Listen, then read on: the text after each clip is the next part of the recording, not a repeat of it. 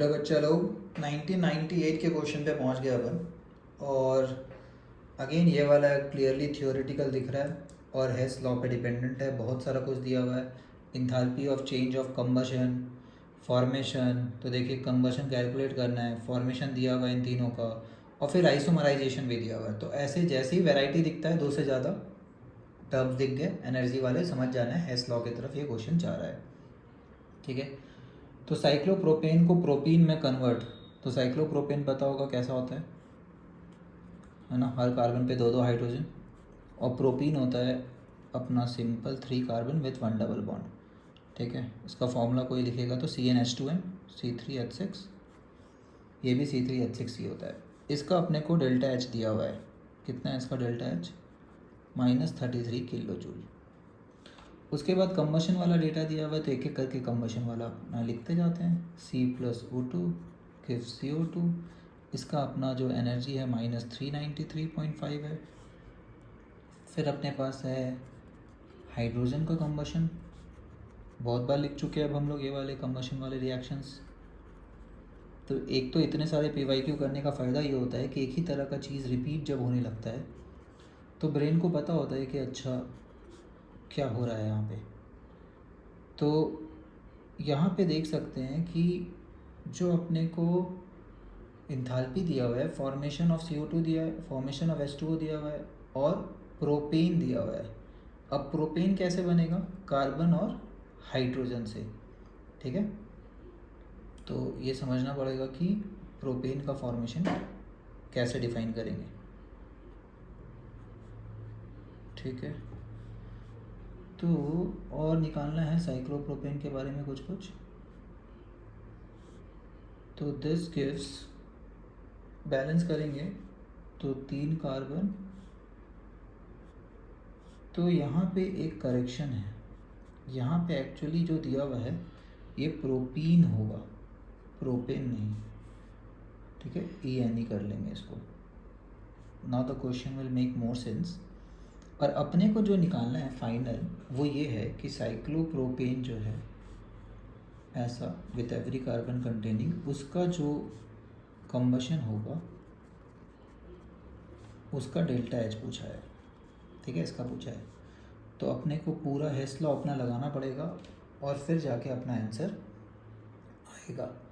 ठीक है, तो एक एक करके क्वेश्चन का नाम ऑब्वियसली आपको पता होना चाहिए कि ये 1 है हमारे लिए, पहला वाला 1 है। फिर ये वाला जो है अपना वो 2 हो जाएगा। ठीक है, 393 वाला को 2 बोलेंगे, इसको बोलेंगे 3, इसको बोलेंगे 4। आपको पता है ये LHS में रहना चाहिए, तो 1 तो अपना क्या होगा, इतना बात तो क्लियर है कि 1 तो एडिशन में होना चाहिए। ठीक, उसके बाद अपने को क्या चाहिए LHS में, और क्या चाहिए अपने को, O2 चाहिए। ठीक है, तो O2 किस रिएक्शन में दिख रहा है, ऑलमोस्ट सारे ही रिएक्शन में, कंबशन वाले में तो O2 दिख रहा है। तो क्लियर कट लग रहा है 2 और 3 तो प्लस में होना चाहिए। ठीक है, समझ आया कैसे सोचते हैं। 2 और 3 अपने को चाहिए प्लस में। तो आप इसको स्टेप वाइज भी कर सकते हैं, जैसे कि अगर अपन 4 में से, ये जो इक्वेशन नंबर 4 है अपना, उसमें से अगर एक को घटाए तो देखिए क्या आ रहा है, 3C 3H2 है ना, और एक को घटाएंगे तो राइट साइड में साइक्लोप्रोपेन, ये कट जा रहा है, तो ये RHS में आ गया। कितना आया 53 पॉइंट, इसका आंसर आ जाएगा 53.45, 4 - 1 करने से। ठीक है, 4 का डेटा पता था क्या अपने को, 4th वाला का डेटा हमने यहाँ पे लिखा नहीं है, 20.42 था। तो 4 - 1 कितना हुआ, 20.42 माइनस टाइम्स ऑफ 33। ठीक है, -33। तो 4 में 1 माइनस करने से अपना ऐसा कुछ आ रहा है। तो वही है, डेटा में खेला जा रहा है। तो यहाँ से अपना माइनस टाइम्स ऑफ माइनस अपना प्लस हो जा रहा है, माइनस पहले से था और -1 किए थे, तो प्लस अपना 53.45 आ रहा है। ठीक है, इसके बाद अपन अगर इक्वेशन नंबर 3 को देखें और 4 को देखें, तो अपने को चाहिए टोटल मिला के चाहिए, ऑक्सीजन चाहिए 4.5, ठीक है, यही चाहिए ऑक्सीजन 4.5। तो ऑक्सीजन यहाँ और यहाँ से आएगा, तो इसको जो है 3 और 3 से इंटू कर देंगे, तो 3 यहाँ हो जाएगा और 1.5 यहाँ हो जाएगा, ठीक है, तो अपना काम बन जाएगा। तो एक्चुअली में इसको चलिए 5th बोल देते हैं। एक्चुअली में अब क्या कीजिए, 3 इंटू 3 प्लस 3 इंटू 2, जो अपना इक्वेशन नंबर 2 है, उसमें से 5th को माइनस कर देते हैं, ठीक है। तो पूरी तरह से मैनिपुलेशन है, इससे अपना फाइनल एक्सप्रेशन आ जाता है, ठीक है।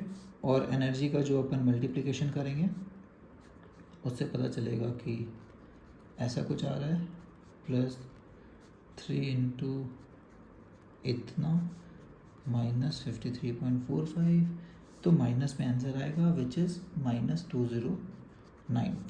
बहुत बड़ा आंसर आ रहा है। तो पहले सब्जेक्टिव क्वेश्चन में ऐसे ही पूछा जाता था कैलकुलेशन फालतू सा, तो दिख रहा है काफ़ी बड़ा। एक और क्वेश्चन हम लोग किए थे जो इतना बड़ा जा रहा था। तो थर्मोकेमिस्ट्री का जो क्वेश्चन है एकदम पुराने ईयर्स वाले, वो सारे ऐसे ऐसे ही है, जो लंबे लंबे है। पूरा मैनिपुलेट करते रहिए, सोचते रहिए, और एक क्वेश्चन भी बना लीजिए तो भैया क्वालिफाई हो जाइए। 2 क्वेश्चन में जनरली क्वालिफाई हो जाते थे उस ज़माने में। चलिए, बाय एवरीवन।